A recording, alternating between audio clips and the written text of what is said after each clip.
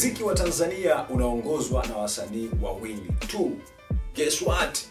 Nadhani jibu nalifahamu, lakini hebu nisikilize na mimi kama tupo sawa katika hii njia moja.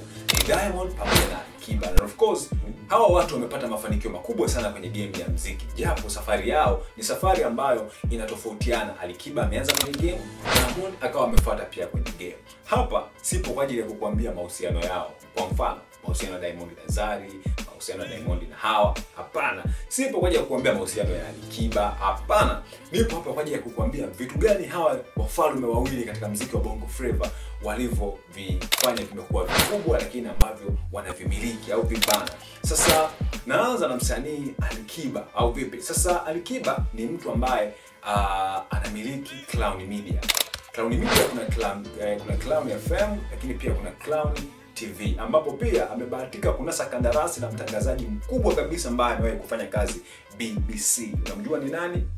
Bila shaka ni Salim Kikeke, miongoni mwa watangazaji wakubwa sana na nguli katika tasnia ya habari nchini Tanzania. Anafanya kazi pia kwa Alikiba. Lakini cha ajabu pia, Alikiba anafanya kazi na kampuni ya Stanbic Bank, ambayo hawa ni asili ya Kiarabu kama sikosei, ni asili ya Waarabu kabisa, na ndio ambao anafanya nao kazi msanii Alikiba. Wamekuwa wakifanya nao kazi katika matamasha yao, katika vitu ambavyo wamekuwa wakiviandaa, kwa sababu ni benki ambayo pia ina vitu ambavyo inakuwa inaviandaa, progress ambazo wanafanya, Alikiba anakuwa anahusika.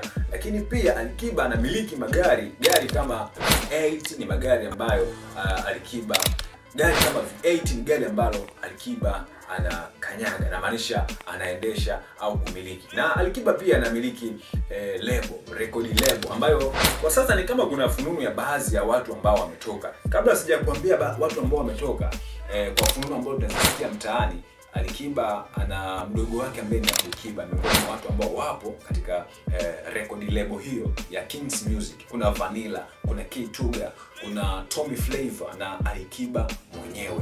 Sasa hapa ambaye anajulikana sana ni Alikiba, Tommy Flavor, lakini pia Vanilla kwa sasa ndo anakuja kwa spidi kubwa sana. K-Tuga ni kama amepotea hivi, na kwa taarifa ambazo zipo juu, japo hajathibitisha mwenyewe, ni kwamba hawa wasanii Alikiba, Tommy Flavor na K-Tuga wameondoka Kings Music. Wameenda wapi? Mimi na wewe hatufahamu. Sasa katika vitu ambavyo pia Alikiba anafanya navyo kazi, nimekuambia benki ambayo anafanya nayo kazi, nimekuambia vitu ambavyo anamiliki katika magari yake. Gari yake ni thamani kubwa kabisa, na gari ambayo huwa anaonekana nayo ni V8, ndio gari ambayo anaonekana nayo, ndio gari ambayo anaitumia sana Alikiba. Nadhani hata wewe unajiuliza kwa nini kwa Alikiba vitu vimekuwa vidogo sana. Ni kweli Alikiba amekuwa anaonyesha vitu vyake vingi sana kwenye mitandao ya kijamii, na ndio maana inakuwa ni ngumu sana kugundua kwamba anamiliki vitu gani na vitu gani. Baadhi ambavyo viko public ndivyo hivyo ambavyo nimekufikishia. Tunahama moja kwa moja mpaka kwa msanii Diamond Platnumz. Nadhani hapa listi kidogo inaweza ikawa ni ndefu kulingana na vitu ambavyo jamaa anavimiliki. Safari yake ya muziki haikuwa nyepesi sana, kila mtu anafahamu. Ni safari ambayo pia ilikuwa ni ngumu, lakini katika hiyo safari ngumu yenye miba na jasho na nguvu, kuna mafanikio ambayo yamekuwepo, ikiwepo Wasafi Bet, miongoni mwa beti ambazo Diamond Platnumz amekuwa akizitumia nguvu sana kuzipush.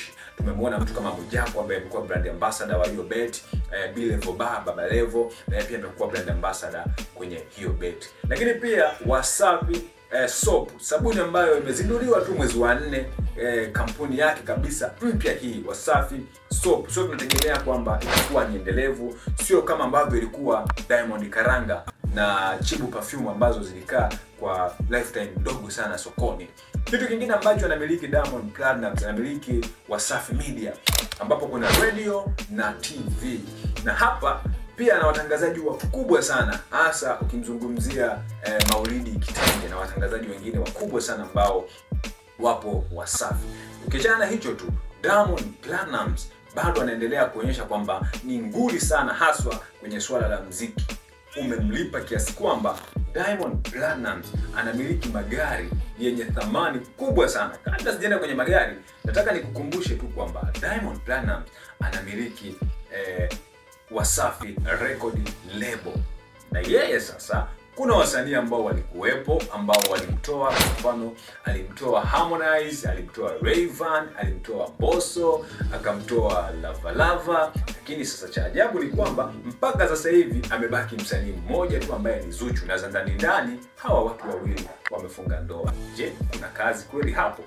Anyway, hapa sipo kwa ajili ya kukuelezea sana kuhusiana na record label ya Wasafi.